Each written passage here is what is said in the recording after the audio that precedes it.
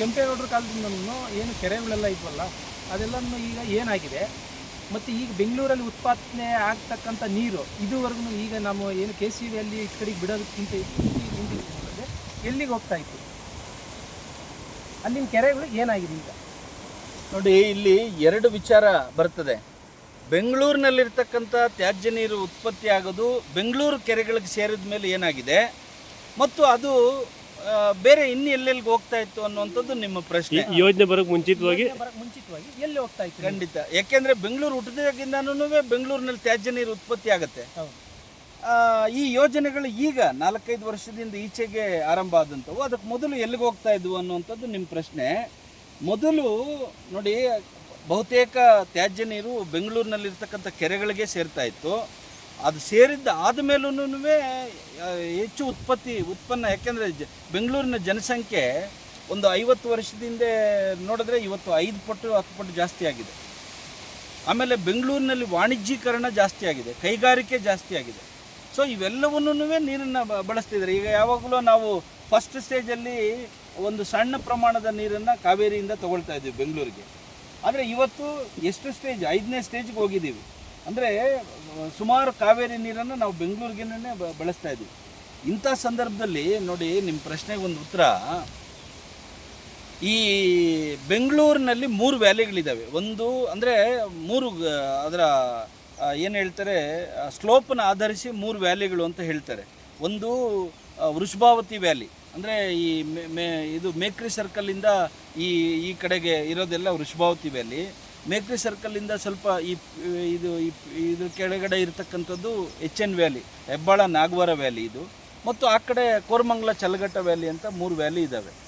ಆ 3 ವ್ಯಾಲಿಗಳಲ್ಲಿ ಇವತ್ತಿನ ಉತ್ಪನ್ನ ಅಂದರೆ ತ್ಯಾಜ್ಯ ನೀರಿನ ಉತ್ಪನ್ನ 1500 ಮಿಲಿಯನ್ ಲೀಟರ್ಸ್ ಪರ್ ಡೇ, ಅಂದರೆ 1500 ದಶಲಕ್ಷ ಲೀಟರ್ಗಳು ಉತ್ಪತ್ತಿ ಆಗ್ತದೆ. ಅಂದರೆ ಇಲ್ಲಿ ಅದನ್ನು TMCಗಳಲ್ಲಿ ಹೇಳೋದಾದರೆ ಸುಮಾರು 15-16 TMCಯಷ್ಟು ನೀರು ಉತ್ಪತ್ತಿ ಆಗ್ತದೆ ವಾರ್ಷಿಕ ಬೆಂಗಳೂರಿನಲ್ಲಿ. ವಾರ್ಷಿಕ 15-16 TMCಯಷ್ಟು ನೀರು ಉತ್ಪತ್ತಿ ಆಗ್ತದೆ.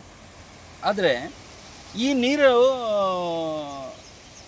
ಈ ಯೋಜನೆ ಬರೋಕ್ಕೆ ಮೊದಲು ವೃಷಭಾವತಿ ವ್ಯಾಲಿ ಮೂಲಕ, ಅಂದರೆ ನಾವು ಹೇಳ್ತೀವಲ್ಲ ಕೆಂಗೇರಿ ಮೋರಿ ಅಂತೀವಿ, ಅದು ಹಂಗೆ ಹೋಗಿ ಬೈರಮಂಗಲಕ್ಕೆ ಸೇರ್ತದೆ. ಬೈರಮಂಗಲದಿಂದ ಅದು ಕಾವೇರಿ ಕಣಿವೆಗೆ ಸೇರ್ತದೆ, ಕಾವೇರಿ ನದಿಗೆ ಸೇರ್ತದೆ. ಇದು ಅಷ್ಟೇ, HN ವ್ಯಾಲಿ ಮತ್ತು ಕೋರಮಂಗಲ ವ್ಯಾಲಿ, ಹೆಬ್ಬಾಳ ಕೆರೆ ಅಲ್ಲಿ ಅದು ಸ್ಪಿಲೇಜ್ ಆದರೆ ಅದು ಮುಂದಕ್ಕೆ ಹಂಗೆ ಹೋಗ್ತದೆ. ಅದ್ರ ಮುಂದೆ ಬೆಳಂದೂರು, ವರ್ತೂರು ಕೆರೆಗಳ ಮೂಲಕ ತೆನ್ಪೆನ್ನಿಯಾರ್ ಅನ್ನುವಂಥ ನದಿಗೆ ತಮಿಳ್ನಾಡಲ್ಲಿ ಸೇರ್ತದೆ. ಅವೆಲ್ಲವೂ ಸೇರಿ ಮುಂದಕ್ಕೆ ಕಾವೇರಿ ನದಿಗೆ ಸೇರ್ಕೊಳ್ತವೆ. ಇದು ಹಲವಾರು ವರ್ಷಗಳಿಂದ ನಡ್ಕೊಂಡು ಬಂದಿದೆ. ಆದರೆ ಬೆಂಗಳೂರಿನಲ್ಲಿ ಒಂದು 50 ವರ್ಷಗಳಿದ್ದಂಥ ಜನಸಂಖ್ಯೆ ಎಷ್ಟು, ಮತ್ತು ಅವತ್ತು ಬಳಸ್ತಿದ್ದಂಥ ನಮ್ಮ ಜೀವನ ವಿಧಾನ, ಅವತ್ತು ನಾವು ಈ ರೀತಿಯಾದಂಥ ರಾಸಾಯನಿಕಗಳನ್ನು ಎಲ್ಲದಕ್ಕೂ ಬಳಸ್ತಿದ್ದಿಲ್ಲ. ಕಮ್ಮೋಡ್ ತೊಳೆಯೋಕ್ಕೂ ರಾಸಾಯನಿಕ, ಪಾತ್ರೆ ತೊಳೆಯೋಕ್ಕೂ ರಾಸಾಯನಿಕ, ಬಟ್ಟೆ ತೊಳೆಯೋಕ್ಕೂ ರಾಸಾಯನಿಕ, ಹೀಗೆ ಅಷ್ಟೊಂದು ದೊಡ್ಡ ಪ್ರಮಾಣದಲ್ಲಿ ಬಳಸ್ತಿರ್ಲಿಲ್ಲ. ಆಮೇಲೆ ಇಷ್ಟೊಂದು ದೊಡ್ಡ ಕೈಗಾರಿಕೆಗಳು ಇರಲಿಲ್ಲ. ಆಮೇಲೆ ವಾಣಿಜ್ಯ ಉದ್ಯಮ ಅಂತ ಏನು ಇವತ್ತು ಹಾಸ್ಪಿಟಲ್ಸು, ಬೇರೆ ಬೇರೆ ಅಪಾರ್ಟ್ಮೆಂಟ್ಸು ಇವೆಲ್ಲ ಬರ್ತಿದ್ದಾವಲ್ಲ, ಆ ರೀತಿಯದ್ದನ್ನು ಅವತ್ತು ಬಹಳ ಕಡಿಮೆ ಇತ್ತು. ಆದರೆ ಈಗ 15-20 ವರ್ಷಗಳ ಅಂತರದಲ್ಲಿ ಅದರ ಪ್ರಮಾಣ ರಾಸಾಯನಿಕ ವಸ್ತುಗಳು ಜಾಸ್ತಿ ಆಗಿದ್ದಾವೆ. ಇವತ್ತು ನೀವು ಯಾವುದೇ ಒಂದು ಮಾರ್ಟ್ಗೆ ಹೋಗಿ ಅಡಿಗೆಗೆ ಮತ್ತು ನಮಗೆ ಎಷ್ಟು ಕೌಂಟರ್ ಇರ್ತದೋ ಅದಕ್ಕಿಂತಲೂ ದೊಡ್ಡ ಕೌಂಟರ್ ಈ ರಾಸಾಯನಿಕ ಇವತ್ತು ಬೆಂಗಳೂರಿನಲ್ಲಿ ಇಟ್ಟಿದ್ದಾರೆ. ಸೊ ಇವೆಲ್ಲನೂ ಟನ್ನುಗಳ ಗಟ್ಟಲೆ ಇವತ್ತು ನಾವು ಬಳಸ್ತಾ ಇದ್ವಿ. ಆ ಬಳಸಿದ್ದೆಲ್ಲನೂ ಕೆಮಿಕಲ್ ನೀರು ಇದರಲ್ಲಿ ನಮ್ಮ ಡ್ರೈನೇಜ್ಗಳ ಮೂಲಕ ಇವತ್ತು ಈ ಇದಕ್ಕೆ ಹೋಗ್ತಾ ಇದೆ. ವಾರ್ಡ್ಗಳಿಗೆ ಅಂದರೆ ಇವೇನು ಸ್ಟಾಮ್ ವಾಟರ್ ಡ್ರೈನ್ಸ್ ಅಂತ, ಅಂದರೆ ರಾಜಕಾಲುವೆಗಳು ಅಂತ ಏನಿದ್ದು ಅವುಗಳಿಗೆ ಸೇರ್ಕೊಳ್ತಾ ಇದ್ದಾವೆ.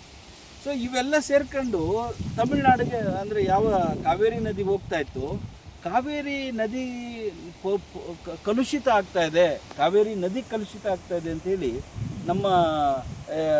ನಮ್ಮ ಸರ್ಕಾರದ ವಿರುದ್ಧ ತಮಿಳುನಾಡು ಸರ್ಕಾರ ಅನೇಕ ರೀತಿಯಾದಂಥ ಪತ್ರಗಳು ಬರೆಯೋದು, ದೂರುಗಳು ಕೊಡೋದು, ಕೇಂದ್ರ ಸರ್ಕಾರಕ್ಕೆ ದೂರು ಕೊಡೋದು, ಕೇಂದ್ರದ ಸೆಂಟ್ರಲ್ ಪೊಲ್ಯೂಷನ್ ಕಂಟ್ರೋಲ್ ಬೋರ್ಡ್ಗೆ ದೂರು ಕೊಡೋದು, ಇದೆಲ್ಲ ಹಲವಾರು ವರ್ಷಗಳಿಂದ ಮಾಡ್ತಾ ಇತ್ತು.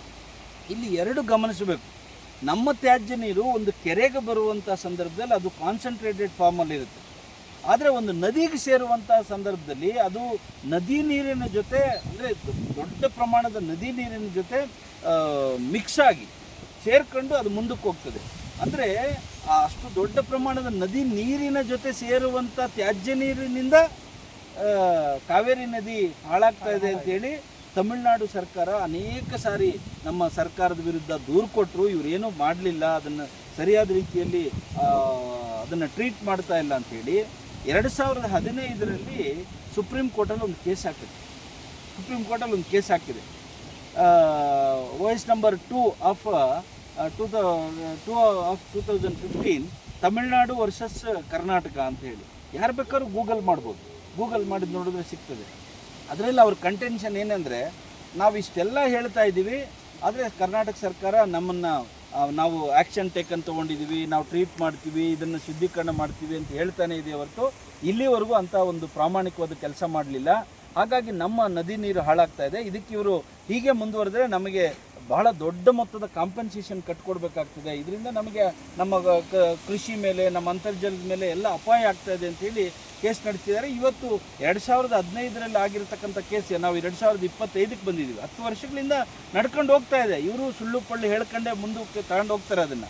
ಆಮೇಲೆ ಅನೇಕ ರೀತಿಯಾದಂಥ ವರದಿಗಳನ್ನು ಕೊಡ್ತಾರೆ ಕೋರ್ಟುಗಳು ಯಾವತ್ತೂ ಇವತ್ತು ಕಣ್ಣಲ್ಲಿ ಬಂದು ಫಿಸಿಕಲ್ ಆಗಿ ಏನು ನಡೀತಾ ಇದೆ ಅಂತ ನೋಡಲಿಕ್ಕೆ ಕೋರ್ಟ್ಗಳಿಗೆ ಸಮಯ ಇರೋದಿಲ್ಲ. ಅದು ಅವ್ರ ಕೆಲಸನೂ ಅಲ್ಲ. ಇವ್ರು ಏನು ಮಾಡ್ತಾರೆ, ಯಾವುದೋ ಒಂದು ಏಜೆನ್ಸಿ ಕೊಡೋದು ಅಥವಾ ಇನ್ನೊಂದು ಮಾಡೋದು ಮಾಡ್ತಾರೆ. ಹಾಗಾಗಿ ಇದೊಂದು ಟಗಾಫರ್ ನಡೀತಾ ಇದೆ. ಅಂಥ 2015ರಲ್ಲಿ ಯಾವಾಗ ಅವರು ಕುತ್ತಿಗೆಗೆ ನೇಣು ಹಾಕಿದ್ರು ಕರ್ನಾಟಕ ಸರ್ಕಾರಕ್ಕೆ, ಅವರು ಇವತ್ತು ಒಂದು ಅಫಿಡೇವಿಟ್ ಹಾಕಿ ಅವತ್ತು ಇಲ್ಲ ನಾವು ಇದನ್ನು ರೀಯೂಸ್ ಮಾಡ್ಕೊಂಡು ನಮ್ಮ ಕಡೆಗೇನೆ ಬಳಸ್ಕೊಳ್ತೀವಿ, ನಮ್ಗೆ ಸ್ವಲ್ಪ ಸಮಯಾವಕಾಶ ಕೊಡಿ ಅಂತೇಳಿ ಇದ್ದಂಥ STPಗಳು ಏನು ಕಾವೇರಿ ನದಿಯನ್ನು ಕಲುಷಿತ ಮಾಡ್ತಿದ್ದಂಥ ಏನು STPಗಳಿದ್ವೋ ಅದೇ STPಗಳ ನೀರನ್ನು ಇವತ್ತು ಕೋಲಾರಕ್ಕೆ, ಚಿಕ್ಕಬಳ್ಳಾಪುರಕ್ಕೆ, ಇವತ್ತು ಬೇಕಾದ್ರೆ ತುಮಕೂರಿಗೆ ಅಥವಾ ಬೆಂಗಳೂರು ಗ್ರಾಮಾಂತರ ಜಿಲ್ಲೆಗಳಿಗೆ ಇವತ್ತು ಕೊಡುವಂಥ ಕೆಲಸವನ್ನು ಮಾಡಿದ್ದಾರೆ. ಇದರಿಂದನೇ ನಾವು ಇವತ್ತು ಕೋರ್ಟನ್ನು ಕೇಳ್ಕೊಳ್ತಾ ಇರ್ತಕ್ಕಂಥದ್ದು. ನೀವು 2013ರ CPHEO ಗೈಡ್ಲೈನನ್ನು ನೀವು ವೈಲೇಟ್ ಮಾಡಿದಿರಿ.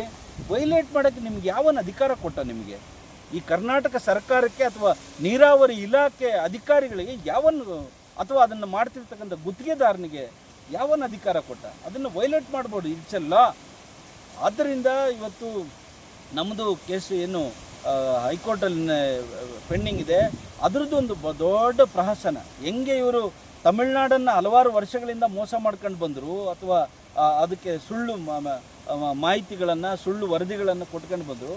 ಇವತ್ತು ನಮ್ಮ ಕೇಸಲ್ಲೂ ಲಿಟ್ರಲಿ ನಮ್ಮ ಕರ್ನಾಟಕ ಸರ್ಕಾರ ನಾವು ಅತ್ಯಂತ ಅಮಾನವೀಯವಾದಂಥ, ಅದಕ್ಕೆ ಯಾವ ಪದ ಬಳಸಬೇಕೋ ಗೊತ್ತಿಲ್ಲ, ಅಷ್ಟು ಡೂಪ್ಲಿಕೇಟ್ ಕೆಲಸಗಳನ್ನು, ಡೂಪ್ಲಿಕೇಟ್ ವರದಿಗಳನ್ನು ಇವತ್ತು ಕೋರ್ಟಿಗೆ ಕೊಟ್ಟು ಅನೇಕ ರೀತಿಯಲ್ಲಿ ಕೋರ್ಟನ್ನು ಹಾದಿ ತಪ್ಪಿಸುವಂಥ, ದಿಕ್ತಪ್ಪಿಸುವಂಥ ಕೆಲಸವನ್ನು ಮಾಡ್ತಾನೇ ಇದೆ.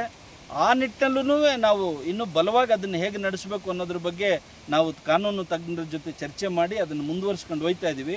ಇವತ್ತು ಅವರು ಹೇಳಿರುವಂಥ ಎಲ್ಲ ವಿಚಾರಗಳು ಇವತ್ತು ಕಣ್ಮುಂದೆ ಸುಳ್ಳು ಅಂತ ಸಾಬೀತಾಗಿದೆ. ಇನ್ನೂ ಅದನ್ನು ಮುಂದುವರಿಸ್ಕೊಂಡು ಹೋಗೋಣ. ಕೋಲಾರ, ಚಿಕ್ಕಬಳ್ಳಾಪುರ ಅದನ್ನು ತೆಗೆದು ಕೋಲಾರ